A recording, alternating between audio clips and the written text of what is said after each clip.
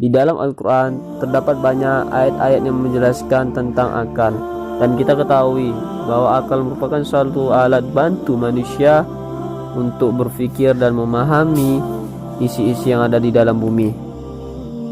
Dan Allah SWT sering memaknai kata afala ta'qilun, tidaklah kamu memikirkan, tidaklah kamu berpikir.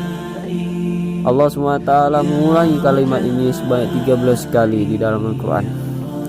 Akal merupakan suatu anugerah terbesar yang diberikan Allah SWT kepada hambanya, dan suatu nikmat terbesar juga, sehingga dengan akal ini manusia mendapatkan petunjuk dan beriman kepada Allah Subhanahu wa Ta'ala dan Rasulnya. Tidak ada makhluk yang lebih sempurna kecuali manusia. Akan tetapi justru malah sebaliknya, manusia akan lebih hina dan akan lebih buruk daripada binatang apabila akalnya tidak dipergunakan, tidak dimanfaatkan untuk hal-hal yang positif, untuk hal-hal yang baik. Karena akal yang sehat, ia akan memahami ayat-ayat Allah Subhanahu wa Ta'ala.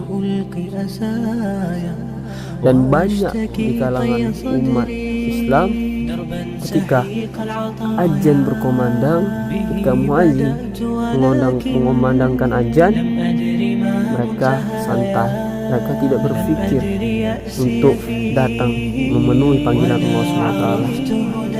Karena akal yang sehat adalah ketika dia mendengar azan, dia datang memenuhi panggilan Allah SWT. Jadikan akal kita bermanfaat bagi orang lain. Jadikan akal kita untuk mengingat Allah SWT. Karena akal yang sehat, dia akan berpikir bahwa suatu ujian, musibah, itu semua atas kesalahannya. Itu semua sebagai rasa ungkapan cinta Allah SWT kepada hambanya. Sebagaimana di dalam hadis riwayat Tirmizi dari Aisyah radhiyallahu anha, wahai Rasulullah, dengan apa manusia diunggulkan antara satu dengan yang lainnya ketika dunia? Dengan akal, kata Rasulullah. Kemudian Aisyah kembali bertanya, dan di akhirat? Rasulullah menjawab, dengan akal. Bukankah mereka akan dibalas sesuai dengan akal mereka? Wahai Aisyah, tanya Aisyah dalam keraguannya. Kemudian Rasulullah meyakinkan dan mengatakan, dan bukankah manusia beramal sesuai dengan kemampuan akal mereka yang dikaruniakan oleh Allah kepada mereka? Pada tingkat manakah akal mereka, di sana perbuatan mereka berada, dan dari sanalah mereka dibalas. Akal yang berpikir negatif dan berbuat jahat, asal mulanya itu berawal dari nafsu manusia itu sendiri. Kenapa? Karena nafsu inilah yang mendorong manusia untuk berbuat kemaksiatan. Karena dengan nafsu ini manusia terjerumus dari api nerakanya Allah SWT. Karena dengan nafsu ini manusia ingin menguasai segalanya dan tidak puas, merasa tidak puas dengan apa yang dia punya. Itulah nafsu. Bukankah dalam kitab Ihulumuddin karangan Imam Ghazali bahwa kebahagiaan seorang itu dimiliki ketika dia mampu menguasai nafsunya, dan kesesaraan seorang itu ketika dia tidak mampu menguasai hawa nafsunya. Sebagaimana di dalam dialog antara Allah SWT dengan akal dan nafsu. Dan kitab Tanbihul Ghafilin karangan Syekh Imam Utsman bin Hasan bin Ahmad yang menciptakan ketika Allah Subhanahu wa Ta'ala menciptakan akal, dan Allah Subhanahu wa Ta'ala berfirman kepada akal, wahai akal, menghadaplah engkau. Lalu akal menghadap kepada Allah Subhanahu wa Ta'ala. Lalu Allah Subhanahu wa Ta'ala berfirman lagi, wahai akal, berbaliklah engkau. Maka akal pun berbalik menghadap perintahnya Allah Subhanahu wa Ta'ala. Lalu Allah Subhanahu wa Ta'ala berfirman lagi kepada akal, wahai akal, siapa engkau dan aku siapa? Lalu akal menjawab, Engkau adalah Tuanku dan aku adalah hamba-Mu yang lemah dan dhaif.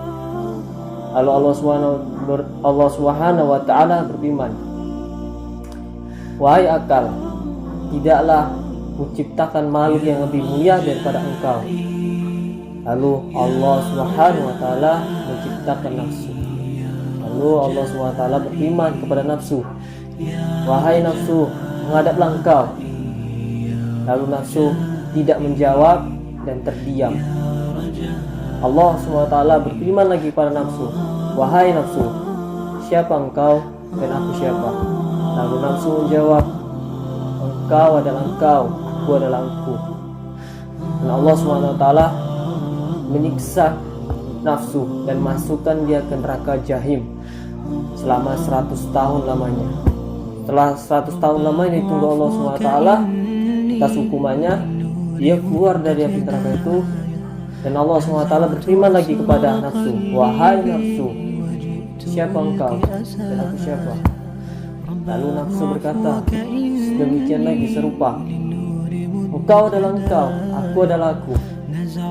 Lalu Allah SWT memasuki dia ke neraka Ju, yang dimana neraka Ju itu tidak ada satupun makanan yang Allah berikan, dan dia dihukum selama 100 tahun lamanya.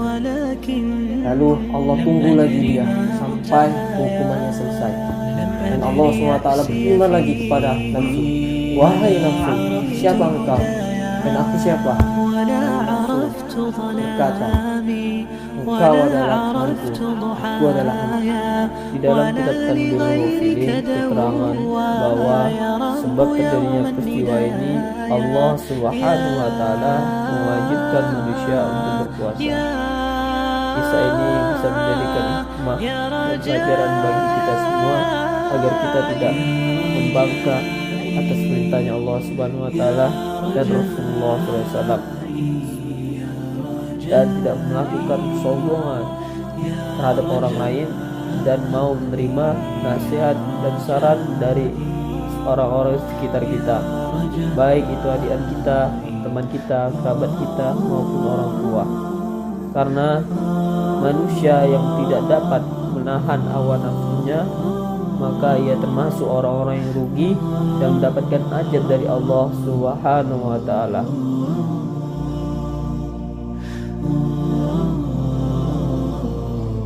إليك أنت صباحي مصفد بمسايا فاسكب ضياءك إني ظمآن ضل صدايا إليك أنت صباحي